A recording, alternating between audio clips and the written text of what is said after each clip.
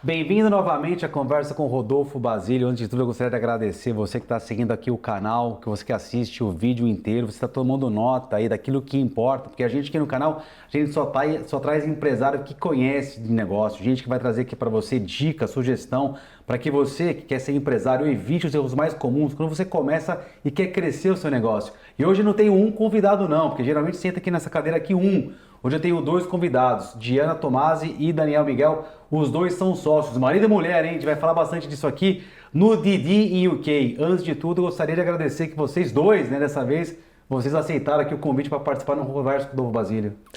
Muito obrigada, Rodolfo. É um prazer, né? É um prazer estar aqui com você para a gente conversar sobre negócios, empreendimentos e tudo mais, né? E hoje o Dani também está aqui presente. Oportunidade, né, para a gente compartilhar e aprender também, né, sobre negócios, empreendedorismo. Vai ser bem bacana a gente conversar. Não, com certeza vai ser bacana. E vai ser bacana falar de marido e mulher aqui também. Eu adoro falar que isso aqui no canal, o pessoal fala assim, meu, Rodolfo só fala disso. Rodolfo deve ser frustrado, né? Deve ter 4 casamentos. Não, não é isso. É porque quando a gente tem um negócio com marido e mulher, eu tenho, assim, uma apreciação muito grande e eu adoro esse assunto porque é um assunto polêmico. Tem muito caso que funciona e muito outro caso que não funciona. A gente vai falar disso aí depois porque não é o ponto principal aqui. Mas uma coisa que me chamou a atenção é o Didi UK, né? Esse é o nome do canal. E agora o Daniel tá aqui. O Daniel não aparece muito, não? Na frente das câmeras ou não? Como é que é esse negócio aí? Tá mais você, não? No meu perfil acaba aparecendo mais eu, mas ele tem o próprio Instagram eu vi dele. o dele. Isso, mas a gente é juntos, né? Somos sócios. Mas eu não tenho o carisma dela, né? Então não tenho a mesma capacidade que ela tem para envolver a pessoa, né, em um assunto. Então a gente diz assim que ela é o rosto do nosso trabalho aqui na Europa. E eu sou a parte por trás, né, que faz Parte técnica. a parte Então, mais tipo, técnica. um somos o outro, porque a Diana é a pessoa que tá lá, que fala, que sabe, bom comunicadora, tal, e você é o cara que Ela também técnico. domina a parte de finanças, sim, né? Mas o carisma dela, né, é o que atrai mais, capta, né, os clientes, os alunos. E eu tenho a parte no Brasil e ela foca mais na Europa, mas a capacidade de comunicação dela é muito melhor do que a minha. Então, naturalmente, ela acaba puxando mais para esse lado e eu fico mais na parte técnica. Sim, isso aí é importantíssimo, né? Assim, você conseguir, no caso de vocês, se juntar os dois, porque você também ter um bom comunicador, você vai lá, comunica bem, vende, mas também se não entrega, não adianta nada, meu. Então você é bom vendedor, mas não sabe do assunto, não adianta nada. Se você souber muito bem do assunto, mas também não vender, também não adianta nada. Então tem que ter essas duas posições claras no negócio. Exatamente. Não é isso? Ou eu estou enganado aqui? Não, é isso mesmo. A Não gente é? se completa muito. Eu nessa parte de vendas, de apresentação, a comunicação, e ele na parte técnica, analista. E aí vocês, veja bem, assim, o que eu fico pensando? Que vocês já entram, de uma certa forma, já com vantagem. Sabe por quê? Porque às vezes senta aqui um empreendedor, um empresário, que a gente fala assim para ele, pô, eu já percebi, você é vendedor nato, hein, meu? Você já aprendeu, você é comunicador nato. A maior parte deles são comunicadores natos. Mas fica aquela coisa que você é comunicador nato, mas você também tem que ter no seu negócio da parte operacional, da parte técnica. Mas sempre fica um pouquinho, sabe? Você nunca consegue tirar o 100% ou mais, entendeu? Da eficiência de ser os dois. Sempre fica um pouco, sabe? Ou falta um pouco. No caso de vocês, se você já entra na empresa, por exemplo, 100%, um super comunicador, vendedor, se dedicando, e o outro o operacional e técnico, é uma maravilha, né? Sim. Eu penso, né, imediatamente agora a Apple, né, e o Steve Jobs era comunicador perfeito. Então, por exemplo, toda vez que ele apresentava um iPhone, um iPod, né, era épico. O mundo inteiro parava para assistir a apresentação do novo aparelho. Mas quem fazia mesmo toda aquela parte, né, que era o sócio dele, né, o Steve Jobs, depois ele saiu, brigou, né? Sim. Mas, naturalmente, o Steve Jobs é que tinha aquela comunicação. Não que ele não tivesse o conhecimento, né, da tecnologia, mas ele não era o técnico. Sim. Né? Então, essa parte, assim, ela quem domina, né, a apresentação, né, a parte Que puxa saco, hein? Ele tá Ele dizendo é que você é o puxa-saco. Steve Jobs, né? Já Ele tá entrou, dizendo né? que eu sou o Steve Jobs. Já Mas chegou já dizendo aqui, ó, eu sou tem potencial. eu sou o Osnia que eu sou a cara da técnica e que tá minha esposa aqui, o Steve Jobs. Já entrou assim, né, meu? Já começou bem, hein? O mundo ainda não sabe o potencial dela. Ah, meu Deus, Pô, ai, meu amor à Deus. primeira, amor à primeira vista já, meu. Já tá chamando a mulher de Steve Jobs já no negócio, meu. Mas quando nós começamos até trabalhar juntos, a nossa parceria sempre deu muito certo. Porque você trabalhar junto, né, ter essa sociedade, vocês têm que estar muito alinhado com os valores e também a filosofia. Então, a gente sempre teve muito alinhado isso. Sim. Então, fez com que a nossa parceria desse tão certo que até casamos. Não, eu com certeza. Ó, e olha que coisa engraçada, imagina assim, vocês cantam junto, né? Porque quando vocês chegaram aqui no estúdio para poder gravar, eu acho que o meu pessoal, meu pessoal da assistência falou assim, pô, vocês querem um café e tal, não sei o quê. Vocês responderam a mesma coisa, com a mesma intensidade, meu. Eu acho que vocês já se combinam até nisso. Né? É uma sintonia total.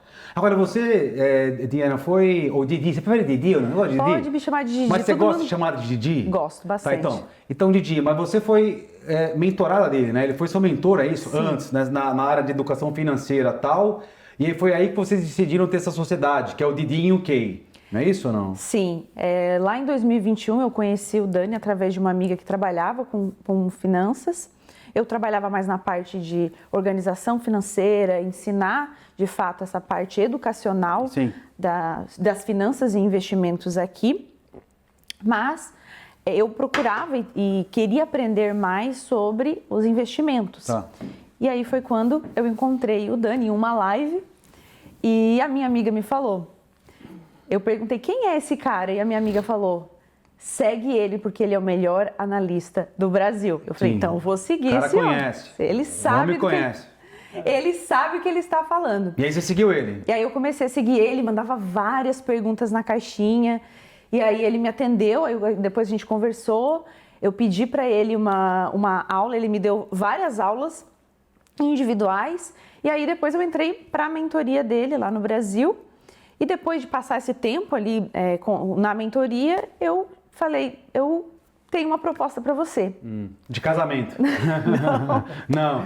De negócio? Não, de negócios. A aluna vai casar com o professor. É isso. A gente nem pensava nisso, demorou muitos anos. Né? Não, entendi. Não, só para eu saber o que veio antes, pô. Não. Primeiro veio os negócios. Tá. Porque para mim também nessa época, né, começando na internet, começando o meu negócio, eu só queria uma coisa, trabalhar, e o meu foco era totalmente nisso. Só isso, não via mais nada? Não via mais Será nada, eu que só não queria via? fazer dinheiro. Será que não via mesmo?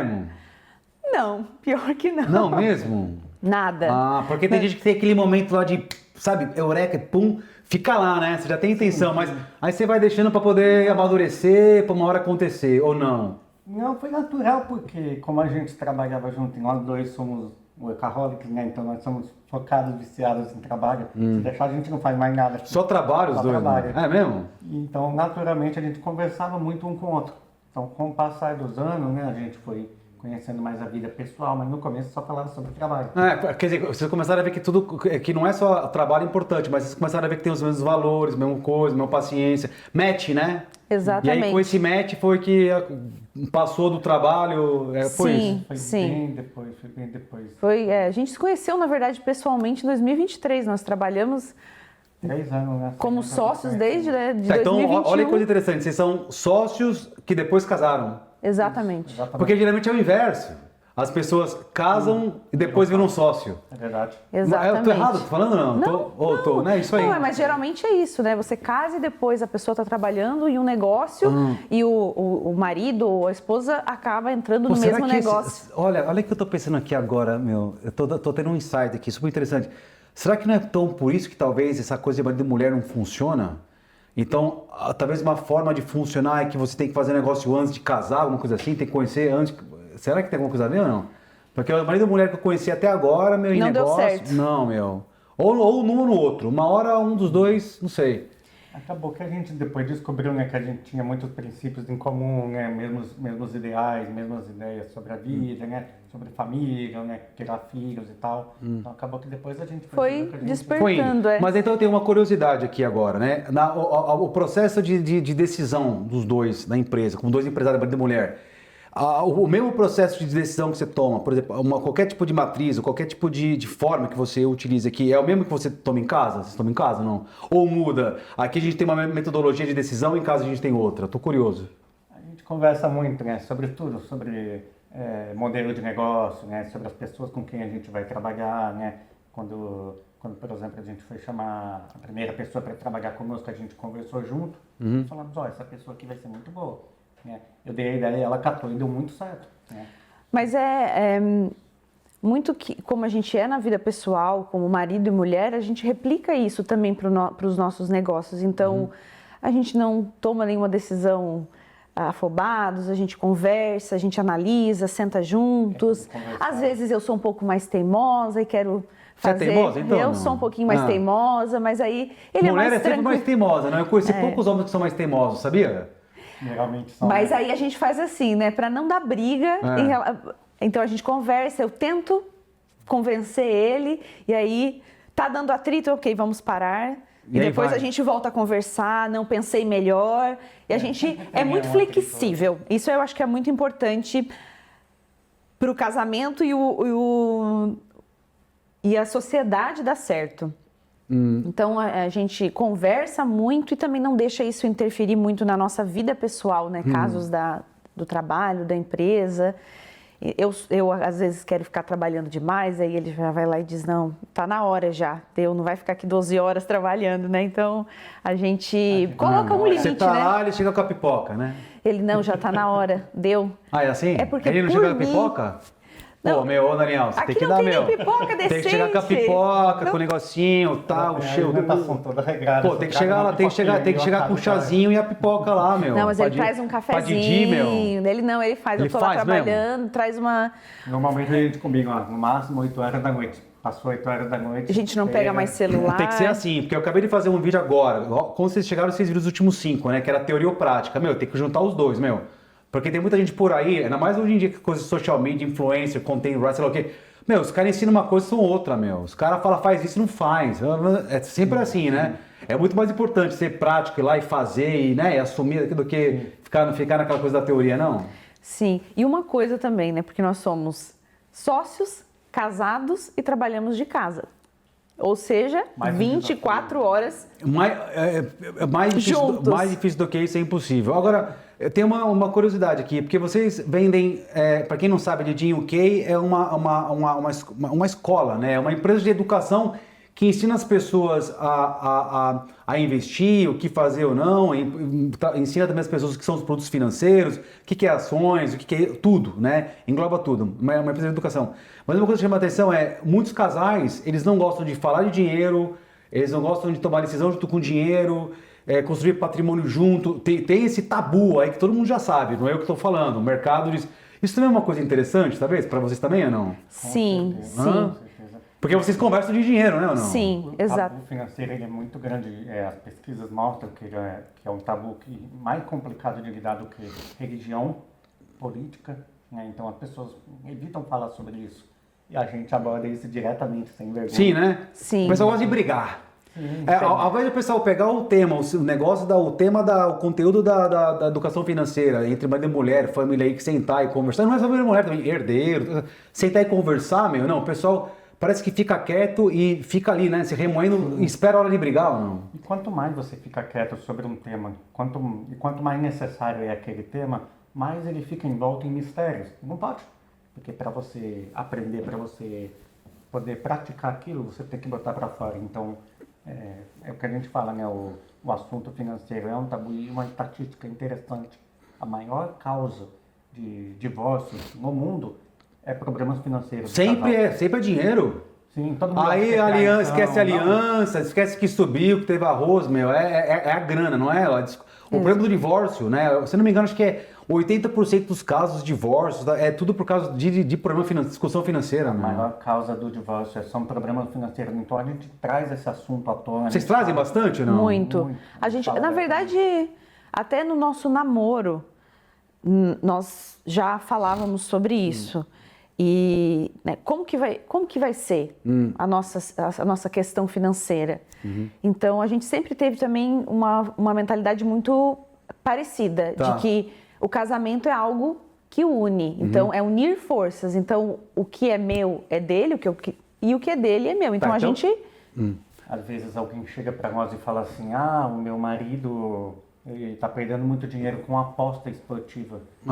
Aí a gente estranha, mas esse comportamento vem de onde? Ele não fazia isso no namoro, né? Se você casou, você sabia que ele tinha esse comportamento. Então, uma coisa que a gente percebe é que as pessoas não tratam sobre isso antes de casar. Elas casam sem conversar sobre como vai ser dividida a finança. quem vai pagar cada conta, como vai ser a divisão. Nem sabe, né? Na verdade, não sabe nem. Eu te digo mais, eu vou mais além. Não sabe o regime de casamento, não sabe como é que funciona, não sabe o que acontece. E é tão importante, é como uma sociedade, né? De que você tem o seu sócio, e é a mesma coisa, você tem que fazer o acordo entre os sócios e falar o que vai ser, o que não vai ser, no pior caso, no melhor caso. Como é que vai distribuir? É tudo isso no acordo e o pessoal não faz, né? E tem diversas maneiras de você conseguir até individualizar esse acordo, inclusive, do casamento, né? E as pessoas vão lá e vamos que vamos, sobe as escadas, arroz na cabeça, e em 2 anos o bicho pega, hein? E o bicho Separa. pega. E o casamento não sobrevive a isso, né? Não tem como sobreviver. Né? Até nas finanças, né, com os nossos alunos ali na escola, quando vem um assunto, como que faz, né, para montar uma carteira de investimentos? É separado, é junto? Como que a gente deve fazer? Né? Então a gente também trata muito isso com os nossos alunos e a gente sempre fala, tem que ser feito aquilo que não vai dar briga, porque muitas vezes a mulher tem um perfil de investimento e o homem tem outro. Sim. E aí se coloca tudo no mesmo balde, o marido vai querer fazer uma coisa, a mulher outra, e isso pode trazer atrito. É uma loucura. Aí a gente já fala, cada um faz então a sua própria carteira, o dinheiro pode ser dos dois, Sim. mas cada um faz uma carteira de investimentos conforme o seu perfil. Mas se o marido e a mulher estão de acordo, têm o mesmo perfil, pode ser feito junto. Então a gente recebe isso também muito dos nossos alunos na escola, porque é um caso, porque nós não ensinamos somente sobre investimentos, mas a base, que é o que falta para as pessoas hoje. As pessoas não sabem nem o básico. Nem o básico. Não, as pessoas não sabem nem guardar dinheiro. Tem gente que ganha dinheiro e não guarda dinheiro. Tem gente Que ganha muito. dinheiro e não Né? guarda. Tem que ensinar o cara, a primeira coisa que tem que fazer é guardar dinheiro. Né? É a primeira lição. A pessoa tem que escutar, aliás, ela paga para poder escutar isso, né? Porque tem que ficar lembrando ela, né? Que você não tem que gastar mais do que aquilo que você ganha. Tô errado? Tô falando não? Não, A falta não. de controle financeiro, né, é uma coisa assim, principalmente para quem é brasileiro, né, é muito grande porque o brasileiro, ele tem essa visão de que ele tem que gastar, ele tem que ostentar. Né? Tem, né? Não, e ainda mais hoje em dia, não, que todo mundo quer ficar parecendo uns babaca com carrão, coisa, Rolex, Exatamente. tudo luxúria, tudo ostentação. Tem que aparecer lá no Instagram dirigindo uma Ferrari, viajando para 25 países diferentes no mesmo ano, né? Então, E sabe uma qual, necessidade. e você sabe qual que é o pior, Daniel, nesse caso? Que eu vejo que eu acho pior ainda, é que eu estava conversando inclusive com a minha equipe hoje em relação a isso, que é o que fazer ou não, o que é luxúria, o que não é, o que é ostentação e tudo mais. E me chama a atenção alguns elementos, né? Já que a gente está falando um pouco a respeito desse assunto. O primeiro é que, tudo bem, você é um multimilionário, não sei o que, multimilionário, você quer ter o seu bar, quer andar de private jet, quer ter seu carrão, não tem problema. Agora, o pior de tudo isso é que é uma minoria, porque a maioria desses caras que ficam aparecendo não tem nada. O cara aluga o carro, o cara aluga o helicóptero, o cara enche o saco e ainda fica passando essa imagem para as pessoas que você tem que ser aquilo. E na verdade, a maior parte dos caras que tem, as pessoas que tem, empresário que tem, coisa, um monte de gente que tem, não tem nada disso, não tem nem Facebook, não tem nem Instagram. Entende essa falsa impressão que as pessoas estão Sim. atrás de uma coisa que, na verdade, Não existe, né? É fútil, né? É uma coisa assim, superficial. Então, o primeiro trabalho nosso é justamente, né, moldar essa mentalidade. A gente insiste, ó, a primeira coisa é a mentalidade. Se você não tiver a mentalidade correta, você não vai conseguir não tem jeito. fazer o dinheiro sobrar. E não vai construir patrimônio nenhum. E o nosso foco aqui, como empresários, né, com a nossa empresa aqui no Reino Unido, como mentores, muitas pessoas, né, vêm para um país desenvolvido, né, como nós brasileiros, começam a ganhar uma moeda mais forte e aí sobe para a cabeça e acaba não usufruindo de verdade de todos os benefícios que tem de morar em um país como o Reino Unido, em países aqui da Europa. Vem para cá, porque tudo tem um custo para você mudar, né? Um custo de oportunidade. Você deixa a sua família, você deixa o seu país, a sua cidade, os seus amigos. E aí você vem para esse país, começa a ganhar um pouco mais de dinheiro, começa a melhorar mais a sua qualidade de vida e você se preocupa somente com o presente. Você gasta tudo. E aí, o futuro? Ninguém Como pensa que nisso, fica? não. Ninguém pensa nisso. Então, surgiu, né, o Didi no UK com isso, porque eu percebi que ninguém estava falando sobre isso, principalmente de imigrante para imigrante, Sim. O que você está fazendo da sua vida? Você deixou tudo lá, tem que fazer valer a pena o que você está construindo aqui, o que você deixou para trás. Então foi aí que nasceu, porque eu percebi, não tem ninguém falando disso em português. Será que não é uma necessidade? Sim, e a pessoa precisa aprender, né? E a pessoa precisa, e muitas vezes... Vocês estão ajudando sim ou sim.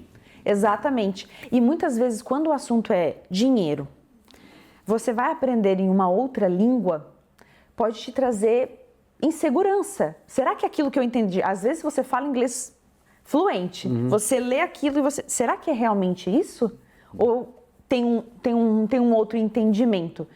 Então, trazer esse conteúdo para os brasileiros. Também trabalhamos muito com portugueses, né? Fala português, que mora no Reino Unido e na Europa, a gente está ajudando. Então, entender isso na sua língua e poder descobrir tudo que tem no país, porque você se muda para um país... Às vezes a gente não sabe nem do Brasil, né? Sim. Porque quando eu morava no Brasil, eu não sabia... Para mim... A aposentadoria, principalmente, era algo que era do INSS. Não tem essa de investir, eu montar meu próprio patrimônio. Sim. Isso era muito... Fazer o meu patrimônio rentabilizar e viver de renda, não tem nada disso, né? Não era... Então, 65, aposentou, recebe aquela mensalidade. Isso, exatamente.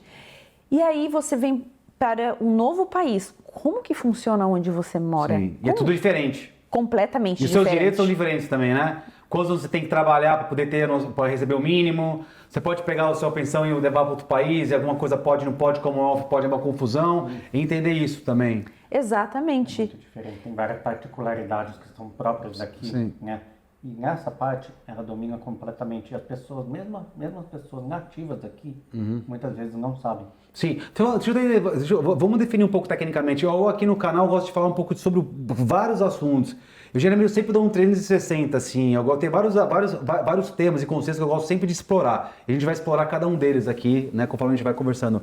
O primeiro vamos falar um pouco sobre o serviço de vocês. Qual é o serviço principal de vocês? Vocês oferecem, mentoria individualizada ou curso, sei lá, infoproduct? O que é que vocês oferecem no mercado? A gente tem os infoprodutos, então o nosso carro-chefe é o nosso curso Investidor na Terra da Rainha. Tá, é um curso Investidor na Terra da Rainha. Isso, exatamente. Que ele ensina desde a base de finanças a tudo como funciona aqui no Reino Unido, o mercado financeiro, investimentos, aposentadoria do Estado, privada, como você faz para aproveitar os benefícios fiscais aqui do Reino Unido, como investidor comum, aprende a investir em moeda forte e se preparar para a aposentadoria. E o segundo, a gente também tem, além do curso Investidor na Terra da Rainha, a gente tem o curso Investidor na Europa, que é para pessoas que não moram no Reino Unido, mas também querem aprender a investir. E temos a nossa mentoria, a mentoria Meu Primeiro Milhão, que é meu primeiro milhão do quê? Meu primeiro milhão do quê? De pound, é de dólar, é de euro e de real. A gente só fala de moeda forte. Então, pode ser em euro, pode ser em dólar, pode ser em libras. Mas é claro que a mentoria é somente o nome, né? Porque foi sempre um... É meu primeiro milhão, você fala. É meu primeiro milhão. Porque desde que eu comecei a minha página, né? Eu sempre falava, vem primeiro milhão. Tá. E quando nós fomos começar, porque a nossa mentoria juntos, né? Qual vai ser o nome? Aí eu falei para ele, olha, uma coisa que eu falo sempre vem primeiro milhão. Então a gente colocou, né? Mentoria Meu Primeiro Milhão. Não que é uma garantia que a pessoa vai atingir o primeiro milhão. Claro. Mas, inclusive, o Dani também mostrou a trajetória dele, ele mostra a trajetória dele, como ele fez para atingir o primeiro milhão dele. Então, mostrando isso na prática para os alunos. Então, lá dentro é uma escola que a gente ensina as pessoas a analisarem os investimentos, eles aprendem como escolher ações, empresas para estarem na carteira deles. Tem um grupo no WhatsApp onde temos tem centenas de alunos ali, eles fazem perguntas, o pessoal compartilha as próprias experiências, então cada um consegue se identificar com uma situação ou outra. Sim. Então tem toda uma... É um ecossistema, né, de finanças. Eu gosto disso, eu só não gosto quando não é o caso de vocês, eu só não gosto quando é exagerado. Às vezes vem uns caras do Brasil, sei lá para onde, vai para os Estados Unidos, lá tem vários que vão para os Estados Unidos, ou vem para o Reino Unido, vai para Portugal, e os caras falam, é o seminário sei lá, por exemplo, do empresário que é um milionário. Aí, às vezes eu fico me perguntando, eu não quero por efeito de comparação, gestão de saco, nada disso, mas, pô, precisa de tudo isso, entendeu? Precisa desse push de que, sei lá, sabe? Fica um pouco ostentação, assim, sabe? Sim, não, sim. não atinja o primeiro milhão porque é a sua meta, porque você tem que começar com alguma coisa. E uma hora você vai conseguir os 100 mil, 50 mil. Diz que o mais difícil são os primeiros 50 mil, 100 mil, depois fica mais fácil os próximos 500 mil, 1 milhão, 10 milhões, né? Porque a gente sabe, a curva de compounding, né? De riqueza de patrimônio, tal, de juros composto, ela é assim, né? O mais difícil é que você fica assim, ó, devagarzinho, e ela sobe exponencial. Fica fácil. Depois dos 10 milhões, meu, aí você só senta e come pipoca, né, meu? Você fica no Netflix. Exatamente. Tô Eu errado? tava falando sobre isso. Tô errado ou não? A gente recebeu até uma pergunta sobre isso. Sobre, é verdade essa questão de você conseguir a parte mais difícil, atingir os primeiros 100 mil investidos? Sim. E sim, isso é recebeu verdade. Exatamente essa pergunta É na isso? nossa caixinha hoje. Né? É hoje mesmo? Vindo pra cá? Vindo pra Olha que cá. coincidência, ó. Tá vendo? Então- A gente não falou nada disso antes, né? É. Mas é porque é isso mesmo. O mais difícil é a pessoa conseguir, né? Ela ter o mindset dela que ela tem que começar a gastar menos do que ela ganha, que ela tem que dizer não para algumas coisas para poder ganhar, guardar dinheiro, pô, aquela bolsa que você quer comprar, não sei o quê. Às vezes fazer 3 viagens por ano faz uma. Quando a pessoa entende o poder dos juros compostos, ela nunca mais esquece. Porque ela. Sim, porque até chegar nos 100 primeiro, 100 mil, né? Sim. É mais difícil porque ela não entende que ela consegue chegar lá fácil. E se você pegar, por exemplo, 10% de 10 mil, você vai ganhar só R$1.000, que é 10% de 10 mil. Se você pegar 10% de 100 mil, você vai ganhar R$10.000. Sim. Se você pegar 10% de 1 milhão, você vai ganhar R$100.000. Aí que a pessoa, ela entende.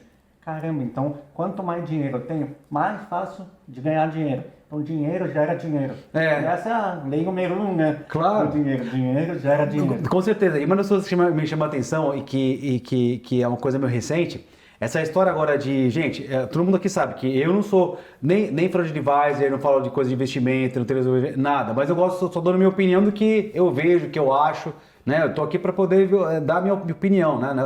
Na pessoa física, mas agora que essa história do Brasil, que o pessoal tá com o dinheiro tudo na renda fixa, por exemplo, lá, tá nos seus IPCA mais 7, mas não sei o quê, mas tesouro e tal. E vamos falar para facilitar aqui a minha análise, o meu comentário, vamos falar de 10% ao ano. É fácil fazer conta com 10%, né? Que é aquilo que você falou. Eu tenho, por exemplo, uma despesa de renda fixa mensal. Vamos falar de Brasil, só para dar matemática. Sei lá, de R$10.000, por exemplo. Pô, peraí. Quanto que você tem que ter guardado a 10% ao ano no seu banco para você não ter que trabalhar e ter os 10%? Né? Tudo bem, você tem que deixar um pouco lá para não perder o valor do patrimônio, do capital, você não pode tirar todo, mas qual que é a matemática? É aquilo que você falou, né? Fica muito mais fácil. Se você tem, sei lá, 1.200.000 a 10% dá 120, 120 dá 10 pau por mês. Então, se você tiver R$1.200.000 aplicado a 10%, pô, você não precisa trabalhar que tá dando uns R$10.000 por mês. É isso, né? O sentido da coisa? Sim. Então, quando a pessoa entende isso, ela fala, caramba, é possível, né? Só que o mais difícil é chegar nessa parte, porque a maioria das pessoas, e aí eu volto a falar da mentalidade, a maioria das pessoas tem uma mentalidade autossabotadora, né? Uma mentalidade de escassez. Então, acho que o brasileiro, né, de uma forma geral, passa por muitas dificuldades na vida e ele cresce com essa mentalidade que faz uma autossabotagem, porque Sim. ele não entende que ele é capaz de chegar lá. Então, tem 2 problemas. Primeiro, o brasileiro geralmente odeia quem tem sucesso, o rico. Né? O cara que é empreendedor é um cara que está explorando o pobre, está explorando a hora de trabalho do trabalhador. Então, o brasileiro tem essa visão meio que demoniza o empreendedor. Tá. Né? Então, é difícil esse ponto. Tem que trabalhar contra essa mentalidade, que é uma mentalidade que os políticos se aproveitam muito para usar o nós contra eles. Tá. E falar que eles estão do lado do povo. Sim. Né? Então, esse é o primeiro aspecto que é muito difícil e dificulta o empreendedor no Brasil e também aquela pessoa que quer crescer, investir, acumular patrimônio, acumular dinheiro. E o segundo aspecto é o aspecto que o brasileiro também tem esse negócio de ostentar, né? Essa cultura, né? Não, sobrou um dinheiro, eu preciso gastar. Então, tem uma conhecida nossa, né? É antagônico, né? É, Porque O conhecido falou assim, não, mas sobrou 10 mil na conta, preciso gastar. Por que você precisa gastar? Não tem vontade de guardar. Você É antagônico, meu. Como é que você constrói patrimônio gastando? Ele tem parece que tem uma necessidade de gastar o dinheiro. Ele não pode ver o dinheiro sobrando para ele é uma coisa normal. Não, é exatamente isso. Então a pessoa não consegue aceitar que realmente ela tem um padrão de vida bom, confortável em algum momento e que ela não precisa gastar tudo, né? Ela está tão acostumada a ver a conta no zero que quando sobra o dinheirinho ali ela já fica se sentindo mal.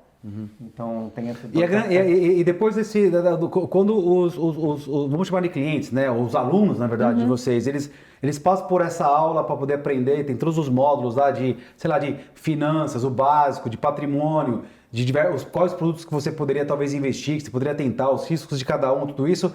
E aí o que acontece? Se a pessoa tiver um pouco mais de dúvida, ela quer uma coisa mais individual, ela vai para a mentoria, é isso? Assim funciona ou não? Depende, ela tem a opção de ter uma consultoria individual ou ela pode ir para a mentoria, que aí é algo em grupo. Tem a opção, né, de você ter o nosso acompanhamento individual, que é híbrido, e tem a opção de você estar na mentoria, mas você mesmo vai estar lá para assistir as aulas, para aprender mais sobre as análises das empresas que a gente faz, e você segue sozinho. Mas você tem a opção de ter o nosso acompanhamento individual para ajudar nessas questões, ou a pessoa pode seguir sozinha. Tá. Um dos pontos que o ângulo, que é o conceito que eu adoro tá cobrindo aqui, todo mundo que eu trago aqui eu converso, o que muda a empresa, né? Em função de mudanças de mercado ou fatores externos. Se você está dando aula, por exemplo, de finanças, patrimônio, saúde financeira, essa coisa toda, como é que, por exemplo, eventos de fatores externos, como alguns exemplos aqui que eu vou mencionar para facilitar talvez a minha análise. Crise externa, do tipo econômica, financeira, falta de dinheiro, crise de consumo, taxa de juros alta, inflação. Como é que tudo isso afeta a empresa de vocês? Só para eu entender. A nossa empresa em si, né, ela não é tão afetada pelas crises em si, mas o que é afetado são os investimentos no curto prazo. Tá. Então, por exemplo, está estourando a guerra agora do Irã, né? E o que acontece? Tem muita incerteza no mercado. Então as pessoas, quando elas ficam com medo, o que elas fazem? Elas vendem os ativos. Tá. Quando elas vendem os ativos caem, porque é a questão de oferta e demanda. Quanto menor a demanda, mais vai cair o preço. Isso gera oportunidade. Então, é um contrassenso. Justamente no momento em que aparecem as melhores oportunidades, é o momento que as pessoas mais estão vendendo. O pessoal sai na hora errada, pô. Pois é, deveria estar comprando. Porque a nossa mentalidade é uma mentalidade de longo prazo. Sim. A gente não investe para ter um lucro imediato, a gente investe para construir patrimônio para o longo prazo. É isso que a gente ensina no nosso negócio.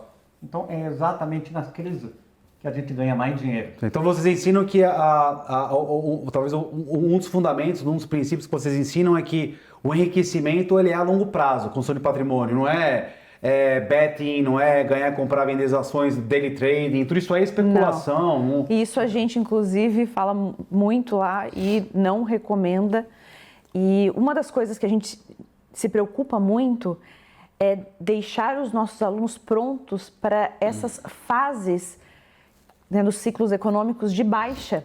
Aonde autonomia, né, para tomar as próprias decisões. E também que eles fiquem preparados para que quando cheguem esses momentos, eles não deixem de investir, eles não sintam esse medo. Sim. É normal, mesmo assim eles acabam sentindo, mas quando eles passam por essa fase, sim, eles continuam. Então, por exemplo, nós temos alunos que entraram, por exemplo, na mentoria na fase quando estava acontecendo a guerra na Ucrânia.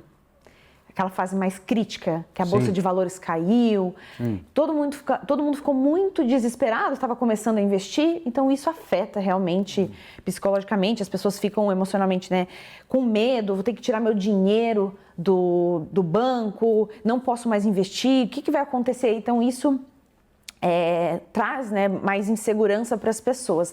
Então você pode pensar, não, então se elas não querem mais investir, elas não vão comprar os nossos produtos. Na verdade é o contrário, porque elas precisam tanto entender o que está acontecendo para se sentirem seguras, que elas acabam ficando na nossa mentoria para que a gente possa trazer essas informações, e a gente desaconselha totalmente ir buscar informações em jornais, esses vídeos, esses canais de notícias que acaba trazendo muito mais sensacionalismo do que realmente está acontecendo. E na internet tem um monte disso, hein? Clickbait, né? E acaba que isso traz muita ansiedade, então a gente sempre aconselha. Então, o que nós fazemos dentro da nossa metodologia? A gente ensina as pessoas a não ficarem condicionadas a isso, a não investirem ligadas em notícias. Então, quem passa pela nossa metodologia e realmente segue, ela vai investir com segurança. A pessoa assimila aquele conteúdo e a gente mostra isso não com achismo, mas com dados, com embasamento, Sim. de estudo teórico e histórico. Por exemplo, se você pegar o mundo, desde o século passado, nós tivemos a Primeira Guerra Mundial, logo depois nós tivemos a Grande Depressão de 1929, passou nem 15 anos, Segunda Guerra Mundial. Depois da Segunda Guerra Mundial entrou a Guerra Fria, aí teve o choque do petróleo, logo depois teve a crise dos tigres asiáticos, lá em 97. Em 2000 teve a Bolha.com, depois em 2008 a crise do subprime, em 2020 a pandemia, agora é a guerra do Irã, há pouco tempo atrás teve a guerra da Rússia e da Ucrânia, né? Então o mundo está sempre em crise. Sim. E talvez eu somaria até talvez essa lista toda que você mencionou aí, talvez uma crise de consumo que está tendo talvez em algumas geografias que também que está no chão, não está no mercado, sabe? O pessoal está squeezed cada vez mais, sabe? E por isso um dos princípios que a gente passa é o princípio da diversificação, porque algumas geografias elas vão ser naturalmente mais afetadas do que outras. Sim. Mas se você tem um portfólio diversificado, no momento que você está sofrendo nessa classe de ativos ou nessa geografia, nessa outra aqui você está ganhando muito. Tá. Então, no momento em que a renda variável está caindo, você tem esse outro tipo de ativo aqui que está sustentando a sua carteira. Tá. Então, sempre uma diversificação, é uma visão global dos ativos e uma visão de longo prazo, porque se agora está apertando a crise, isso só significa que tem mais oportunidade, porque se você olhar para os ativos desde o século passado, você vai ver que eles são em linha reta. Sim. Deixa eu ver então se eu entendi esse conceito bem aqui, para poder repetir para a audiência, para ver se eles também entenderam da mesma forma. O que você está dizendo é que nesse conceito fundamental de diversificação, é diversificação também por geografia, então. Então, se você tem um patrimônio X, você coloca, por exemplo, sei lá, um exemplo aqui, um percentual nos Estados Unidos, um percentual no Brasil, um percentual na Inglaterra, você faz essa diversificação, é isso que você está dizendo? Sim, é uma diversificação em 3 níveis. A primeira diversificação é de ativo. Então, você não tem só uma classe de ativo. Como se diz, né? Se você tiver todos os ovos numa só cesta e ela cai, você quebra todos os ovos. Sim. Então, em primeiro nível, nós temos a diversificação de ativo. Segundo, nós temos a diversificação geográfica, que é você ter a exposição daqueles ativos na América do Sul, na América do Norte, na Europa, na Ásia. Nós temos, por exemplo, investimentos na China, né? Recomendações de investimentos na China, a gente analisa, na Coreia do Sul, até no Japão. E no terceiro nível você faz a diversificação também do seu portfólio como um todo. Você pode, por exemplo, explorar vários benefícios. Por exemplo, ela quem trouxe isso para nós, né, de uma forma geral. Morando no Reino Unido, você tem a maior vantagem de investidor pessoa física de qualquer país do mundo. Então você consegue investir numa conta ISA, tendo direito a 20 mil libras por ano, tax free, isenta de imposto. E foi ela quem trouxe. E as pessoas não acreditam quando ela fala isso, porque parece bom demais para ser verdade, mas é exatamente isso. Sim, a gente vai falar um pouquinho sobre isso aí também, que eu acho um tema super interessante.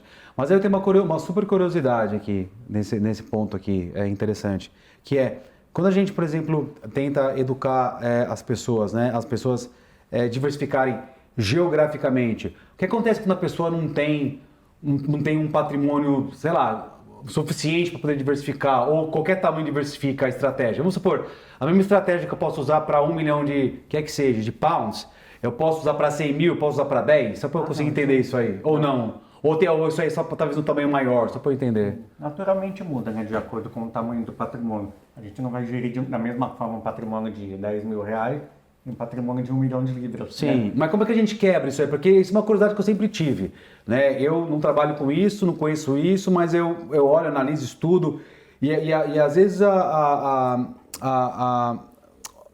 A ideia que eu tenho, que até o momento me convenceu, mas me corrija se estou errado, posso que eu esteja enganado, é que a diversificação por geografia, ela só funciona se tiver uma grana, meu. Senão, não funciona. É isso? Ou você acha que eu estou errado no meu... Não, você...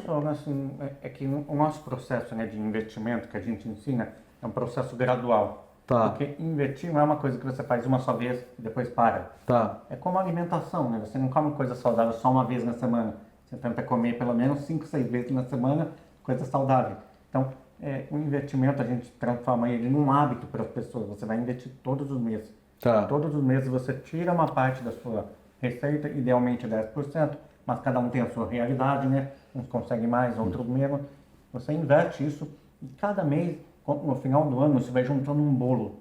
E vai ficando uma quantidade maior. E mesmo que seja pequeno, dá para diversificar entre várias geografias. Mas deixa eu dar um exemplo aqui prático. Aqui. Vamos supor que eu pense assim, pô, peraí, eu tenho 100 mil, até menos, 60 mil libras.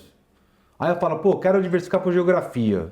Aí eu falo assim, pô, peraí, eu quero trabalhar com index, por exemplo. Quem não sabe, index vou tentar também, que eu não sou técnico, mas são várias ações de várias empresas que se juntam todas para poder dar uma, né, diminuir o risco, talvez, né, de você escolher uma ou duas ou três e pick and choose. Nesse caso, por exemplo, aí eu abriria, eu quero o index dos Estados Unidos, Brasil e Inglaterra. Eu abriria 3 contas, por exemplo, para pegar o index lá, eu repartiria em 20, 20, 20, seria isso, por exemplo, se eu tiver menos dinheiro ou não? Depende também, por exemplo, os mercados emergentes têm um pouco mais de risco, então você tem que controlar isso dentro de uma carteira, não necessariamente dividir em partes iguais, mas você não precisa abrir uma conta em cada lugar. Você, por exemplo, quando a gente fala até... Caga uma só conta. Por exemplo, quando eu falo aprenda a investir no Reino Unido, muitas pessoas pensam o quê? Eu vou investir somente na Bolsa de Valores de Londres, nos produtos somente que tem em Londres. Tá. E isso é uma falácia, não é verdade. Tá. Você morando aqui, você pode ter uma carteira diversificada globalmente. Tá. Mesmo em moeda estrangeira. Mesmo, que isso também, sim. Que isso também é uma dúvida que eu sempre gosto também de... Porque, por exemplo, no Brasil tem um monte de produto financeiro lá, por exemplo, né? Que é o produto de, sei lá, é o mercado americano, mas é em real. E aí tem o problema da cambial. Sim. Então aqui também tem um acesso a, sei lá, se a pessoa quiser investir em, como exemplo, como eu mencionei, index SP500 em dólar. Tem como então ou não? Tem como, sim, mas depende da plataforma que oferece isso. Tá, entendi. Porque a maioria que é o quê? É o index, por exemplo, SP500, e ele já é convertido em libras. Então você já compra ele em libras. Mas dependendo da plataforma, você consegue comprar esse index, mas na moeda em dólar.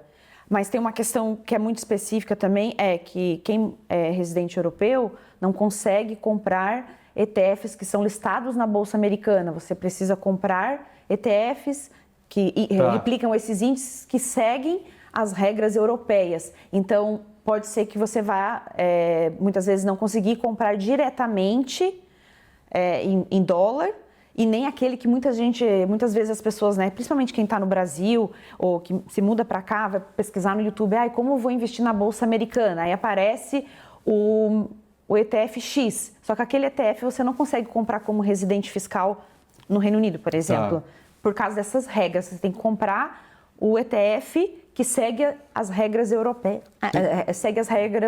Mas se você quiser deixar o seu patrimônio em dólar, dependendo da plataforma, você consegue.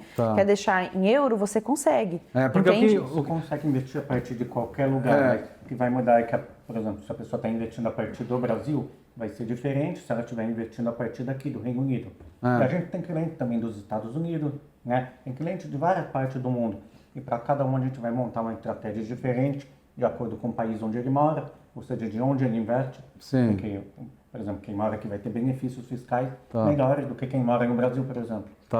Aí depois também você tem a questão do perfil individual de cada um. Tem um que tem um perfil mais agressivo, outro mais conservador. E dependendo desse perfil, a gente estipula as porcentagens. Por exemplo, eu quero ter, sei lá, só um exemplo, né, aleatório, 40% de investimento de exposição à Bolsa Americana, ou ao mercado americano. Sim. 20% ao mercado emergente, que é China, Brasil, África do Sul, Índia, México, né, por aí vai. Outra porcentagem eu quero estar exposto a mercados desenvolvidos fora dos Estados Unidos.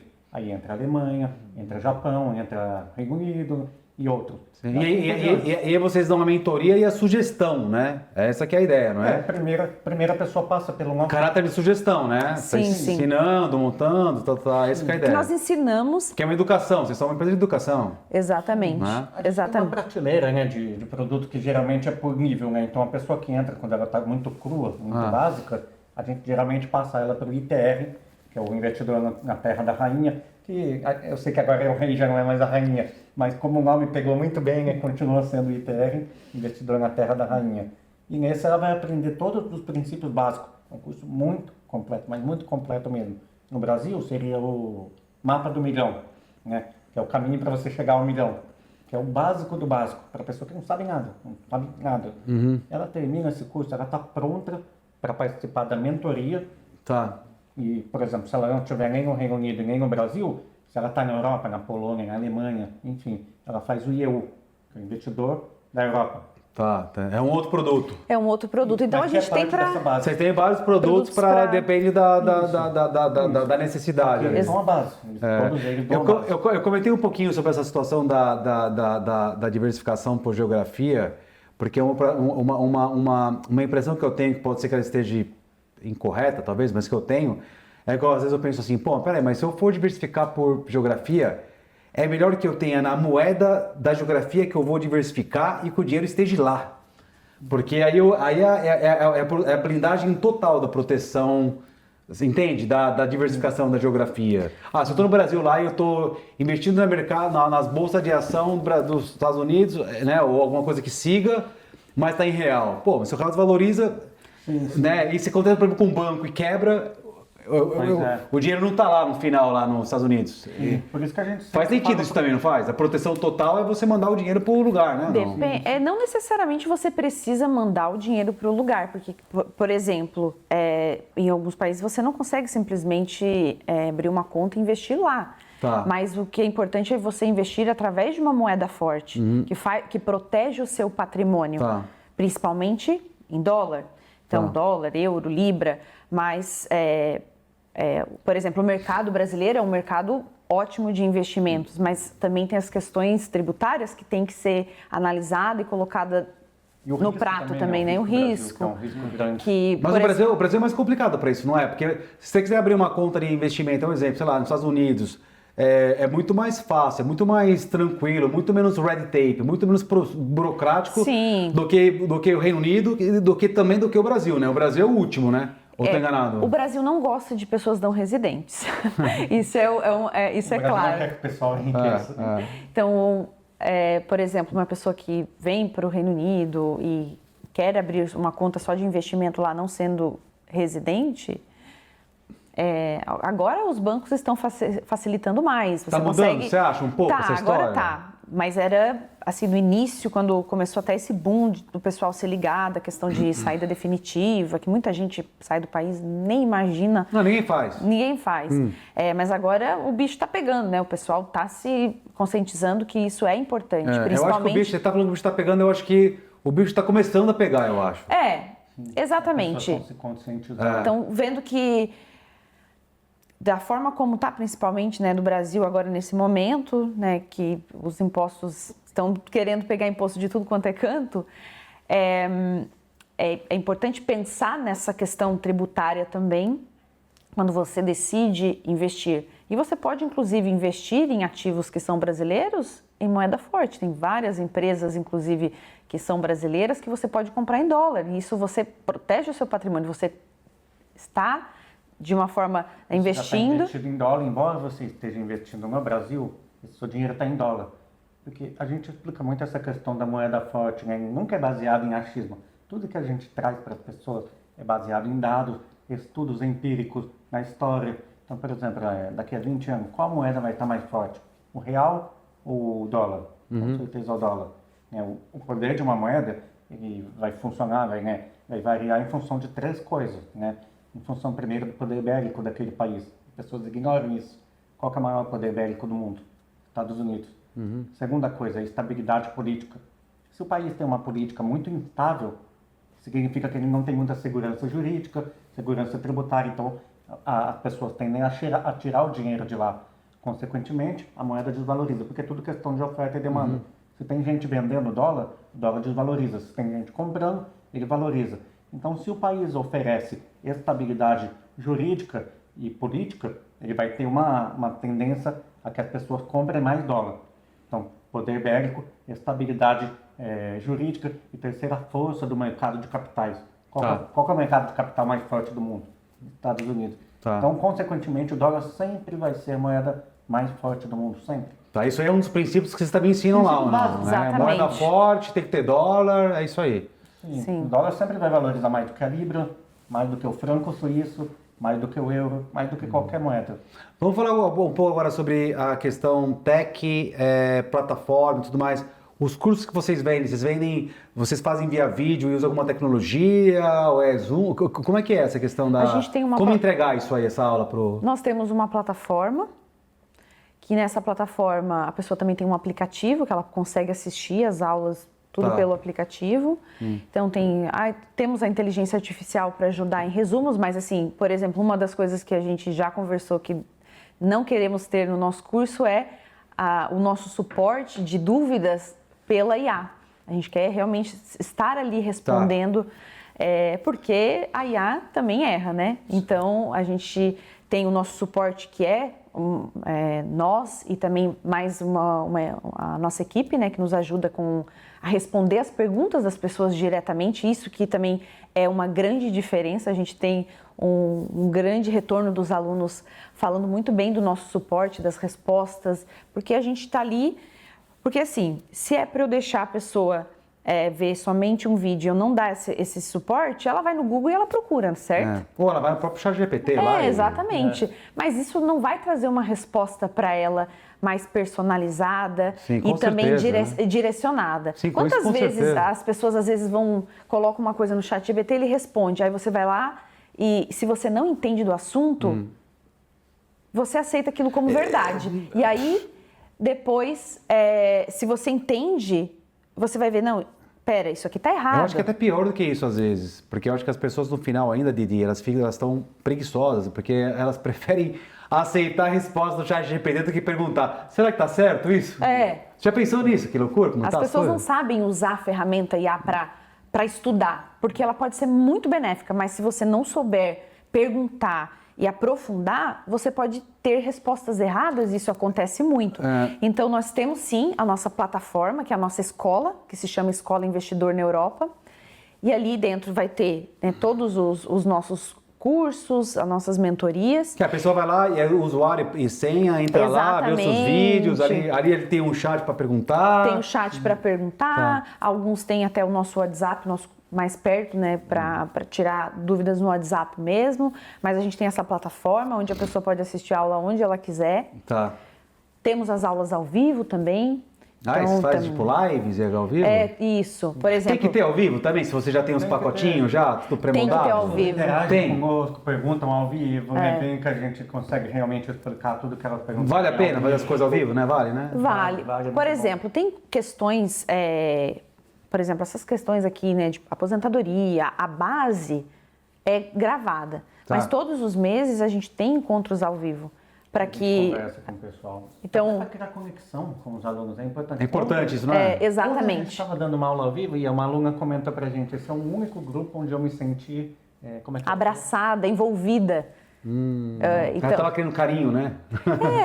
Mas assim, para você ter noção, a nossa mentoria, que acaba sendo, né, ali um acompanhamento, a gente tem 99% de renovação. Há 5 anos, a gente está completando 5 anos. Não, e eu digo sempre aqui no canal, porque a pessoa tem retenção, o negócio tem retenção é uma maravilha. Porque significa que está funcionando, que o modelo funcionou, as pessoas estão satisfeitas, e aí a coisa vai, né? Exatamente. E não é algo engessado.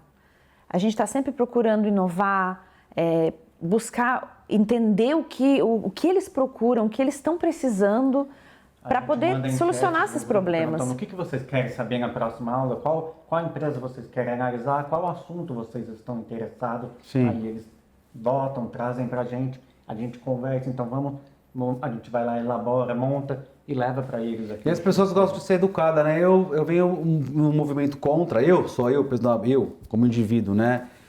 Porque como eu sempre fui autodidata e tal, sempre aprendi as coisas, sempre aprendi as coisas sozinho e tal, eu sempre vim com esse, e é errado isso aqui no meu caso, eu sempre vim com aquela impressão de que as pessoas fazem do mesmo jeito e não precisavam ser treinadas, mas é o contrário, né? Cada vez mais as pessoas precisam de treinamento, educação e tal, mais vão atrás de curso. Né? Eu aprendi isso aí agora, coisa de podcast, não sei o que realmente é um mercado que eu falo assim, meu, mas as pessoas realmente consomem mesmo curso e isso, e consomem, né? E tem que ser didático, tem que ser diferente. Esse é o diferencial nosso, eu acho, né? O que vocês fazem diferente então, para ser didático diferente? Me explica. É explicar de uma forma simples, em que uma criança conseguiria entender, um adolescente consegue entender. Tá. Porque nesse mundo dos investimentos, o que vem na sua cabeça quando você pensa em investimento? Um monte de tela, tem que ficar passando todo o meu tempo Sim. estudando, analisando gráfico, acompanhando notícia. É difícil, é complicado, é chato. Sim. Então, a gente tem que fazer de uma forma que a explicação seja simples para qualquer pessoa Sim. consiga entender, até em questões mais complicadas, mais chatas. E então isso é uma forma que a gente sempre, quando vai montar uma aula, ele monta a aula. Veja o que você acha. Olha, se a gente explicar assim, assado... Tipo assim, uma pessoa que não entende nada, aprende. Se é isso que já vai ensinar. Exatamente. Né? Ensinar da maneira mais fácil que as pessoas entendam. Exatamente. Por exemplo, quando alguém vem perguntar pra gente, o que vocês acham dessa empresa? Vocês já analisaram essa empresa?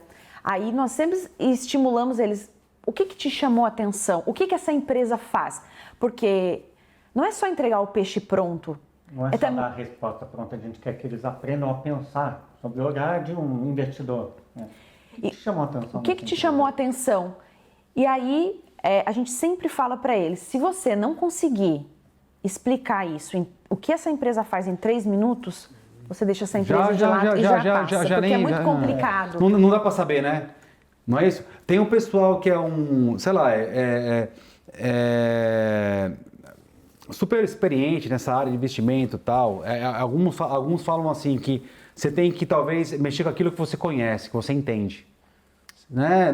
Você não vai conseguir entender tudo e mexer com tudo. E mexe com aquilo que você entende, porque são inúmeras possibilidades que a pessoa tem, né? Em cada mercado, né? Porque nós estamos falando agora, você está falando de mercado de produto financeiro, de fundo, de sei lá o quê, de coisa coisa de unidade de imobiliário, fundo não sei do que, tem um monte. Aí depois do outro lado tem mais um monte de outra coisa. Ouro, sei lá o que, commodities, não sei o que. Aí tem gente que também diversifica essa categoria. Vai para propriedade, cada um tem um Bitcoin, cryptocurrency. Tem isso também, não tem ou não? De fazer aquilo que você conhece, ao invés de que ele faz aquilo que você conhece? Exatamente. Estimular que os alunos invistam naquilo que eles mais entendem. Então, uma pergunta que a gente normalmente faz para o aluno quando ele entra, qual que é o seu círculo de competência? Ou seja, qual que é a área que você mais domina? Você não precisa saber tudo sobre o assunto para investir nele, mas pelo menos o básico. Seria legal você entender, porque aí você sabe quais são as variáveis que vão influenciar naquele negócio. Tá. O que faz que uma empresa cresça mais do que outra? Sim. Então, essa é uma pergunta assim que seria legal você saber. E outro também, aí agora eu tenho uma pergunta técnica, mas e na questão, por exemplo, da análise dos ratios, lá, das métricas e do balanço, do profit and loss, lá, do resultado do exercício, e tudo isso aí também, vocês também ensinam um pouco isso aí? Vocês têm que ir lá e pegar o balanço, os accounts da empresa e olhar, ou não chega também nessa técnica toda aí também, ou não? Ou você fala um pouco, só para entender. Sim, mas quando a gente não entende nada de um negócio, a gente evita investir. Por exemplo, um setor que nós temos dificuldade de entender é o setor farmacêutico.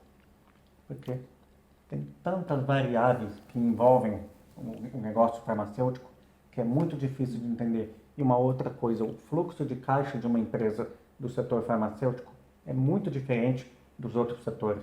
Tá. Porque eles precisam antecipar patente, ou então pesquisas tecnológicas, inovações. E isso muda toda a dinâmica do fluxo de caixa. E por isso, não é a mesma coisa você analisar, por exemplo, uma empresa de um setor industrial que fabrica, sei lá, motores, equipamentos industriais, uma empresa de tecnologia como o Google. Não é a mesma coisa que você pegar e analisar uma empresa como essa empresa que fez o Ozempic, né, a Novo Nordisk. Sim. Não é a mesma coisa, é diferente. Então, por isso que a gente sempre tenta levar em consideração o modelo de negócio. E se a gente realmente não consegue entender, a gente evita investir Sim. nesse tipo de empresa. Agora uma coisa que me chama a atenção é posicionamento no mercado, né? Às vezes, uma das formas de você acertar na mosca aí e ter um modelo de negócio que funcione é você escolher o que você vai vender de produto e serviço para o seu cliente ideal. Nesse caso de investimento, né, a gente está falando que o investimento ou educação do investimento ele é super amplo. A gente pode falar desde o basicão, igual a gente conversou aqui hoje no começo da nossa conversa. Pô, a pessoa precisa aprender primeiro a não gastar e passa a tesoura no seu cartão de crédito, né? Porque você não consegue, né, controlar as suas entradas e saídas. Depois, sei lá, construção de patrimônio, diferentes tamanhos de patrimônio, diversificação, diferente de mercado, tal. E aí, como é que vocês posicionam, ou vocês têm que pensar um pouco nisso, até onde vocês vão? Que nem, por exemplo, vocês podem ensinar, como a gente está falando aqui agora, um volume enorme de pessoas que eu tenho certeza que não sabe o básico de finanças, de coisas e tal. Ou eu posso querer, não, ao invés de fazer isso aqui, eu vou me especificar mais daquela pessoa que já construiu patrimônio e que quer agora diversificar. Porque são temas técnicos que cada um tem o seu nível de dificuldade. Como é que vocês posicionam a Didi e o Kay dentro desse enorme tamanho de possibilidades? A gente foca basicamente em quem quer começar a investir.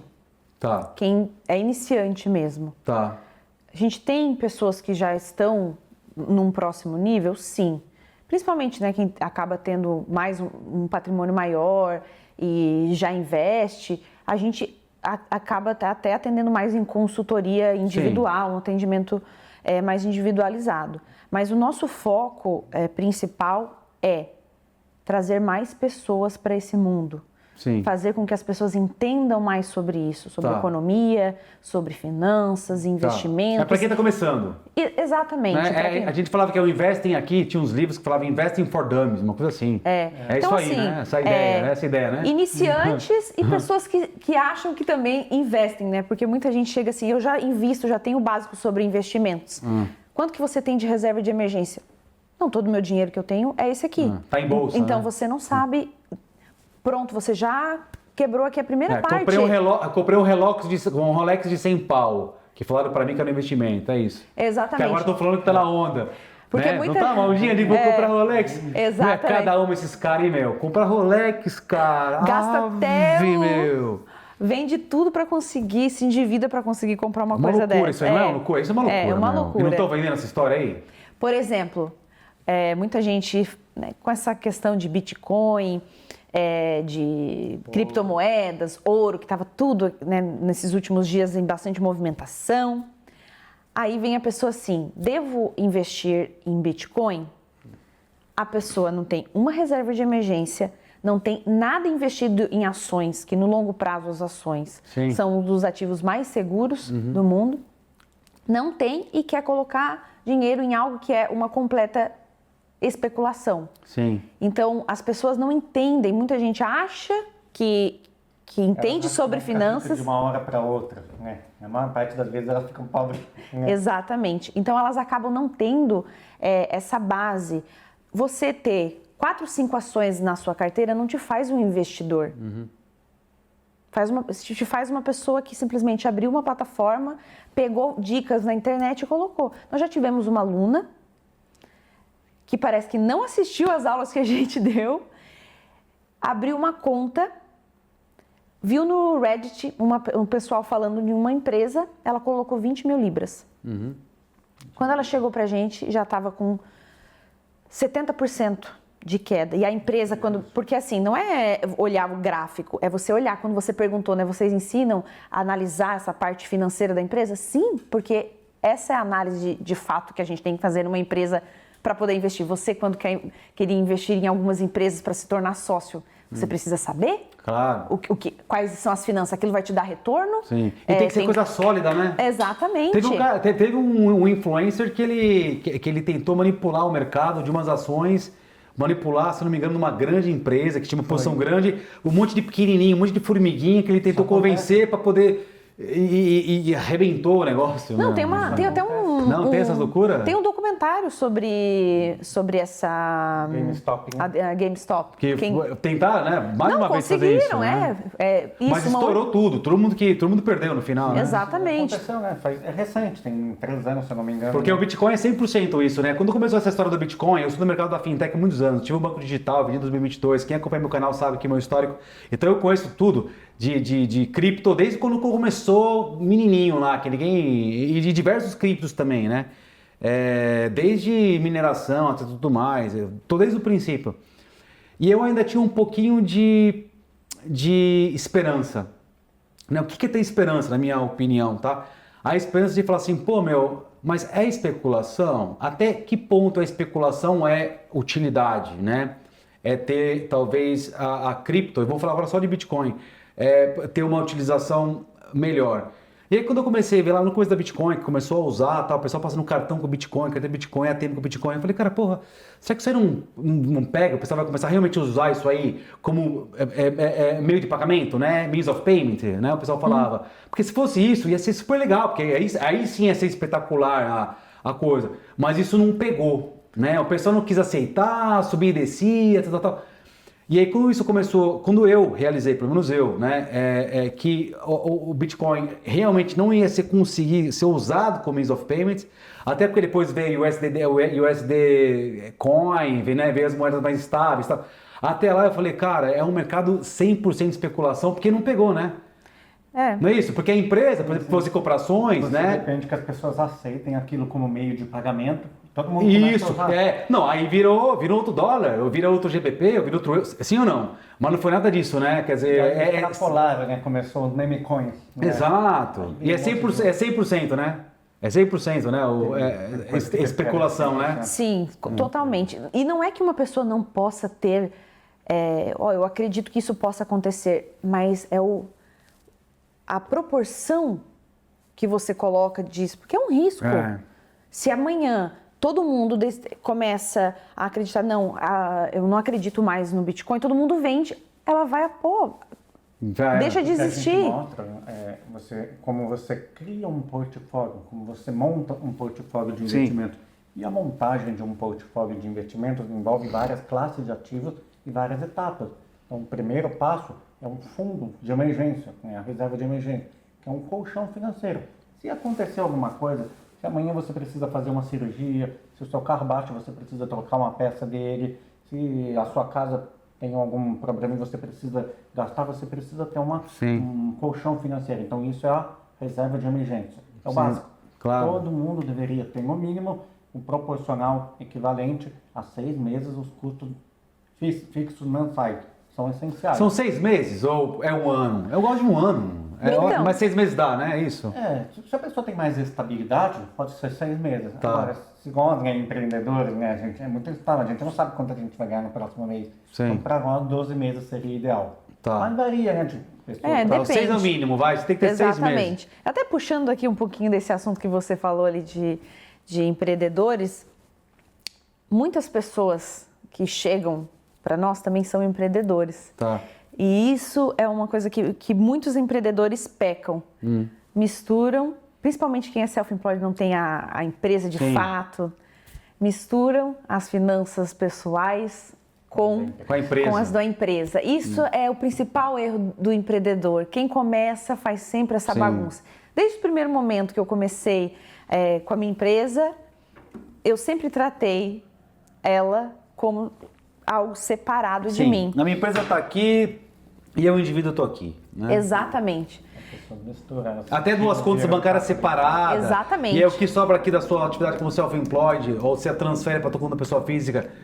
Mas assim, Didi, eu estou 20 anos na área da contabilidade também, né? Uma das empresas que eu fundei, que eu ainda tomo conta, e é difícil. Deve ter passado na minha empresa pelo menos aí 8 mil autônomos. 8 mil. Muita gente. Quantos tinham separado? Quantos separado, eu diria que eu acho que não é nem a pergunta. Talvez a pergunta mais difícil é: quantos deles escutaram lá no começo o seguinte conselho? Por que você não abre uma conta bancária separada sua como autônomo? Que existe, você vai no banco, você pede. E a sua da pessoa física individual? Pouquíssimos. Eu não convenci 3% Aí vai fazer desse o total. imposto, coitado do contador, né? Não, aí é uma dor de cabeça. Não, e ainda, veja bem, ainda do autônomo, ainda ele tá, eu diria assim também, Didi, aproveitando essa sua pegada, que a pessoa talvez está semi-perdoada. Porque também, no autônomo, como você é responsável pelas dívidas da sua empresa, você é empresa, é uma entidade, você não distingue legalmente uma coisa da outra, ainda você está semi-perdoado. Tá beleza, passa. O que é pior ainda que não passa é você misturar a empresa limitada, que é uma entidade por conta própria, com seus direitos e deveres, com a pessoa que é diretora e acionista. Nossa senhora. Aí vira uma salada de fruta que para separar é complicado. Aí você vai mostrar assim, o que é 15 mil? O que é isso aqui? É a passagem que eu comprei para Tailândia com a minha família. Pô, mas isso aqui é loucura, mas negócio, meu, o que é? É isso. E a gestão, né, financeira envolve justamente essa distinção, né, dos gastos pessoais, dos gastos da empresa, né, quais são o tipo de gasto. Uma coisa é a passagem que você compra de negócio para você ir para outro país para assinar um documento que é necessário. Outra coisa é a passagem que você compra para viajar em família, né? Sim. Para Tailândia não dá para você ter tudo isso misturado, né? Não, e você vê o tamanho você vê assim, a quantidade de empresário, vamos falar um pouco de empresário, a quantidade de empresário que quebra a empresa porque ele não administrou a empresa corretamente, é muito grande. É altíssima. Não, e empresa de sucesso que foi lá, faturou, chegou lá, a falta de planejamento, de organizar e monitorar, sabe, de preparar o resultado financeiro dele, mensal, de ficar de olho no fluxo de caixa e entender que o caixa é diferente do que aquilo que ele faturou. Porque uma coisa é faturar, a outra é você receber. Exatamente. Faturar e receber é diferente. E às vezes ele fica naquele resultado de venda, mas não fica de olho no caixa, e aí quebra. E eu cheguei a uma conclusão depois de 20 anos, hein? E passou 10 mil empresários na minha mão, hein? E desses 10 mil, eu vou te dizer uma coisa, 200 deles cresceram comigo por 20 anos e são desses 200... 50 empresários de sucesso, que tem empresa que tem 15, 20 anos, construiu patrimônio, vive de renda.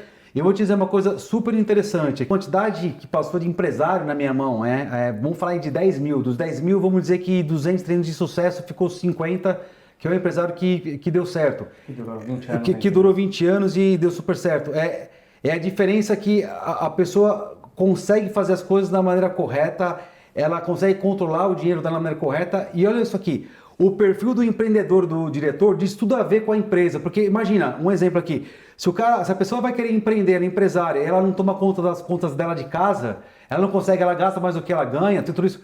Como é que ela vai tratar a empresa dela diferente? Porque ela é empreendedora, ela que é o diretor, ela que é o decision maker, ela vai decidir, você entende?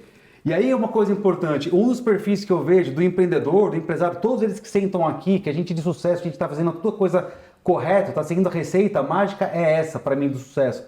É que eles sabem, da mesma forma que eles sabem guardar dinheiro, ter fundo de reserva da empresa, porque também tem que ter na empresa, porque também é uma entidade por conta própria. E o que eu vejo que é um perfil interessante, né, que não é coincidência, é que a maior parte dos empresários de sucesso que duraram 20 anos e que tem patrimônio, todos eles têm o mesmo tipo de educação financeira em casa também. E é isso que vocês ensinam. Exatamente. A educação financeira começa na sua casa. Você pensa que é algo bobo, mas ela acaba se conectando com várias áreas da sua vida. Então, se você quer ganhar dinheiro, quer empreender, você vai precisar saber lidar com o dinheiro. Porque se você não tem um controle financeiro pessoal, você não vai ter na sua empresa.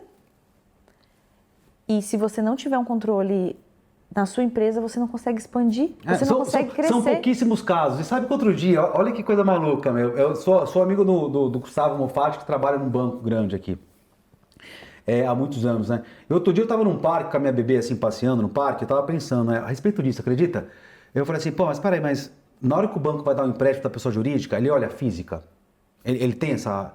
É automático isso, né? Ou só nos casos onde talvez levanta um red flag, aí o banco resolve olhar o que aconteceu ou não. E na minha opinião era 100% que sim. Aí eu liguei pro Gustavo Mofatti, tá 20 anos no banco, ele conhece tudo dentro e fora do banco, né? Falei, Gustavo, tô aqui com a minha bebê passeando, cara. Tive uma pergunta aqui, uma coisa que passou aqui na minha cabeça, cara. Acontece isso? Você acredita que ele falou que não? Que o banco fica na empresa? Ele falou que talvez, se a pessoa tá red flag, fechou uma conta num banco, pegou um empréstimo, deu calote, sim. Mas ele não vê isso. E aí eu falei assim, aí eu parei e falei assim, mas Gustavo, sabe o que eu não consigo entender aqui na minha cabeça? No banco não deveria olhar isso aí, porque se ele olha, ele vai ver se a pessoa é uma pessoa que guarda dinheiro ou não guarda, se tem boa índole, se é uma pessoa que se ela tem educação financeira, se ela tem bom hábito de administrar o dinheiro ou não. E ele falou que não. Eu fiquei surpreso. Porque como aqui é tratado, né, tratado diferente, é uma entidade completamente, né, não é ligada à pessoa, o banco acaba olhando. Mas se, por exemplo, a pessoa física, né, quem é self-employed ou até tem uma empresa, Sim. quer comprar um imóvel, o banco vai olhar a empresa Aí também. não tem jeito, não, aí com certeza. Se você vai aplicar para o mortgage, meu amigão, vamos ver seu credit score, vamos ver tudo, tal. Mas ainda para você, às vezes, né, para o diretor ou o acionista, que às vezes, eu sei que é super atípico, é uma minoria, mas que você quer mal administrar a sua vida, mas pelo menos você administra bem a tua empresa, entendeu? Porque tem alguns casos que é assim, hein? São poucos, Sim. mas tem. O cara administra bem a empresa dele e a pessoa física ele larga, sabe aquela coisa?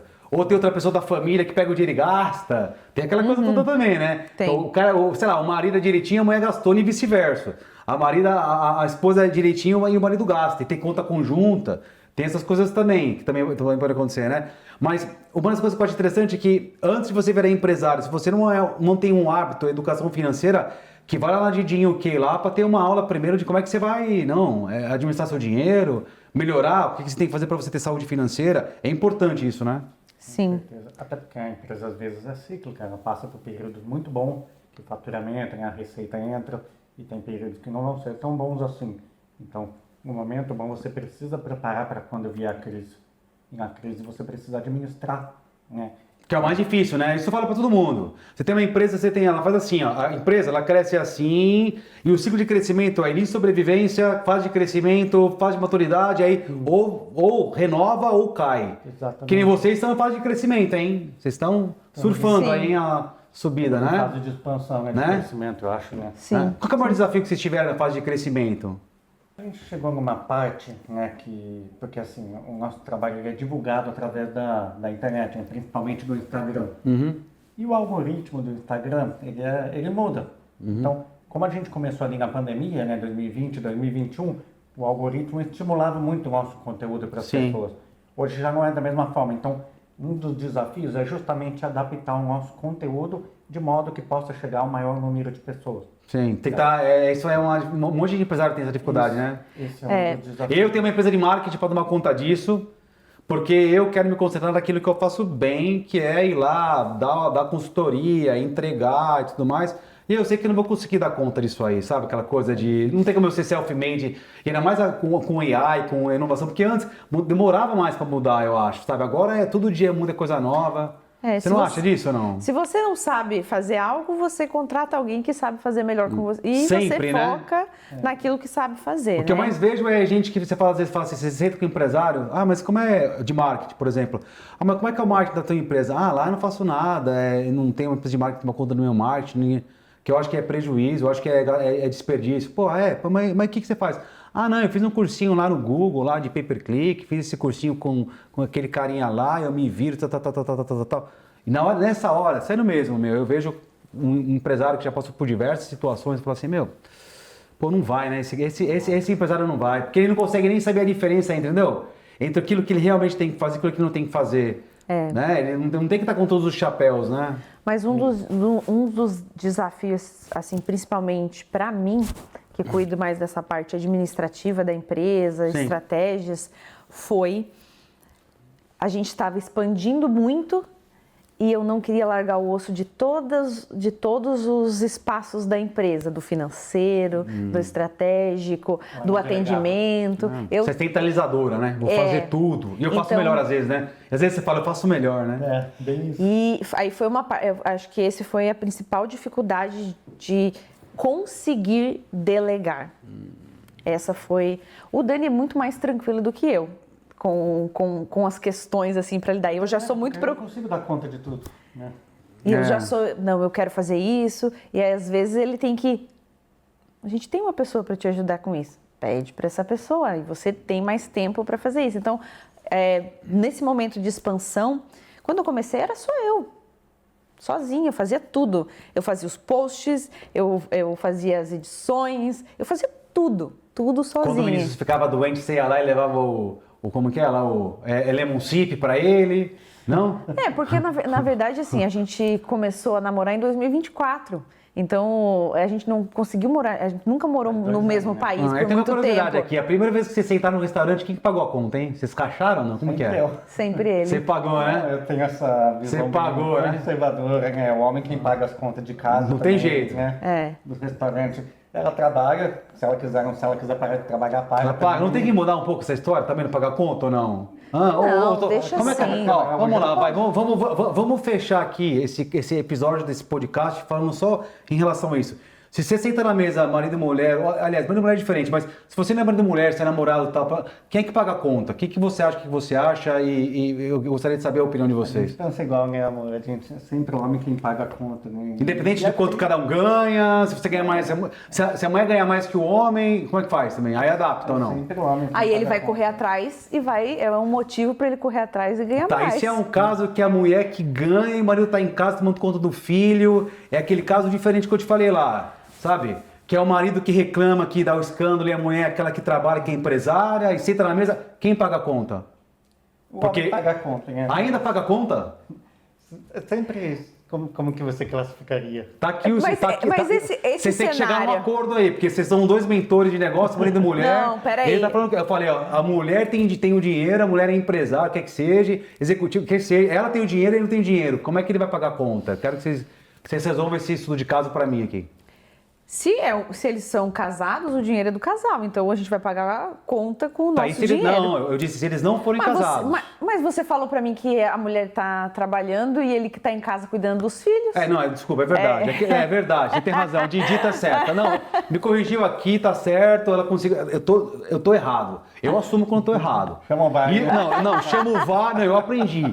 Se uma coisa que eu aprendi na minha vida é quando eu tô errado, eu falo, tô errado, é verdade. Mas aí eu pensei numa outra coisa. Tudo bem, são casados, mas vai lá, tudo bem, o dinheiro é deles. Mas e se for, por exemplo, começo de namoro, tal, não sei o que, ainda não é casado, tal, tá se noivando tal, e ela que é o carro-chefe da grana e ele não tem. E aí, quem que paga a conta? Depende da situação, por exemplo. Ou conversa? Eu acho que tudo tem que ser conversado. Não necessariamente que o homem vai ser obrigado a pagar, Tá. mas eu preciso ver naquele homem, principalmente porque eu estou namorando com ele, que se ele está naquela situação que hoje ele não tem uma boa condição financeira, que ele não pode me levar para jantar, por exemplo, Tá. e não estou falando, né, de uma coisa super chiquetosa, eu preciso ver esse homem, ele tem potencial de crescimento, esse homem quer crescer, em que fase Ele da tá vida tá? acomodado, Ele né? está Se em ele tem casa, vontade, tem ele está em grana, casa ambição. jogando videogame e não está correndo atrás dele? É uma Eu não coisa vou que eu não pagar para entendo. ele, não vou pagar a conta. Eu prefiro ficar solteira e sozinha e não tá. Agora, Você se eu não vai vejo- pagar a conta? Não vou. Agora, Tá. se é um homem que eu tô namorando com ele, mas ele tá ali, tá estudando, tá se preparando para uma coisa, agora ele não tem uma condição financeira, sem problemas eu pagar. Não tem problema nenhum, mas vem Pelo o que menos ele tem uma ambição, de chegar ele lá. quer crescer, ele tá passando por uma fase. Com certeza eu pago, não tem problema nenhum. Porque não dá para entender um homem que não tem ambição. Né? O que move a gente é essa ambição de crescer. Não digo nem ganância. Sim. É a ambição mesmo de crescer. Mas nem financeiramente, às vezes. É essa coisa de você querer explorar novos horizontes, crescer, sabe? Claro. Dar uma melhor condição para sua família, para sua esposa, para seus filhos. Às vezes o homem está passando por uma dificuldade pontual. Sim, pode acontecer. Ou ele tá investindo lá e ele é empresário, tá naquela Acontece. fase do começo, não tem o dinheiro, ela vai ter que ajudar a pagar as contas. Tem tudo Acontece isso, né? com Pode todo mundo. acontecer, Sim, né? com Acontece certeza. com todo mundo. Mas aí você olha, esse cara tá acomodado ou ele tá na luta? Isso Se aí. ele tá na luta, Beleza, agora se ele tá lá acomodadão, Jogando o cara tá deitado no videogame. sofá, Água de 2 horas da coco. tarde assistindo filme, né? Pô, Aí eu não tenho condições de pagar E se, pra ele uma tiver, pessoa dessa. e se ele estiver em casa tomando conta, por exemplo, casado, com um filho do bebê, e a mulher é empresária, aí também, o executivo também é legal também. Porque daí é o dinheiro da família. A gente, por exemplo, Eu sempre, não tive, existe. eu sempre tive curiosidade de ficar com a minha bebê lá, sabe, sem fazer nada, minha mãe pagando as contas, e eu sempre tive, sabe, pra ter essa experiência. Porque, sabe aquela coisa que você queria testar? Eu não consegui testar isso. Eu acho que eu vou ter o segundo pra testar isso aí, meu. O que você dá acha? certo. Vou passar toda a grana pra ela, o cartão pra ela, e vou ficar só lá, cuidando dos bebês, entendeu? Cuidando do pessoal de casa que trabalha lá. É uma também, não é? Pra você aprender isso aí. Porque tem gente que faz isso, sabia? Tem, né? Tem casos famosos, né? Tem um, inclusive lá na Espanha, porque eu fico entre lá e aqui sempre, anyway. E tem eu acho que é a Ana Botín, se não me engano, que trabalha no Santander, né? A Bam Bam Bam lá. E teve uma entrevista entre ela e o marido. E, pô, ela é executiva, dona, sócia, o pai herdou o banco. Pô, uma coisa né, enorme, e ela vai em todos os eventos, eu fui em diversos eventos dela na Fintech e tal, não sei o que, ela tem presença, e o marido, né, falou, meu, falou, o que você faz, né, e ele falou assim, meu, eu cuido dos filhos, levo pra escola, cuido da babá, cuido não sei o que, ele é tipo o homem da casa, e ela é uma mulher que trabalha, né, e esse é um caso super extremo, né, você vê, que ele ficou falando assim, o que eu vou fazer melhor do que na Botim, meu? É interessante, né? Porque esse é outro extremo. Sim, depende da dinâmica da família, mas tudo tem a ver com o perfil da pessoa. Se você sabe que aquela pessoa está só passando por uma fase e ela tem ambição, ela quer crescer, ela quer estudar, ela não fica ali procrastinando e não segue. Mas aí se a pessoa tiver em dúvida, não sabe o que fazer, tá com essa dúvida, a melhor coisa que eu posso dizer aqui é para pegar o telefone e ligar para o Didi, liga pro Daniel para poder pegar uma mentoria one-to-one, individual, e aí resolve, e aí você sabe se vai ter que chutar a bunda do marido ou não. É isso. Exatamente. Tá, gente, muito obrigado aqui por participar. Prazer. Tudo de bom, Daniel. Muito obrigado, Didi. Obrigada, Ficamos por aqui novamente, mais uma conversa com o Rodolfo Basílio hoje, com a Didi aqui e o maridão, Daniel, que são sócios. Tá funcionando, hein? É a dica que eles disseram. A primeira coisa que vocês têm que fazer é ser sócio da empresa. Vira sócio da empresa e depois casa. Não vice-versa, não funciona. Eu tenho certeza que você que está acompanhando o nosso canal, que está tomando nota aí da sugestão, dica, é muito importante que você tome nota de tudo aquilo que eles falaram aqui, muita coisa interessante para que você que vai ser empresário evite os erros mais comuns quando você vai começar seu negócio e crescer com sucesso. Ficamos por aqui, um grande abraço, Rodolfo Basílio.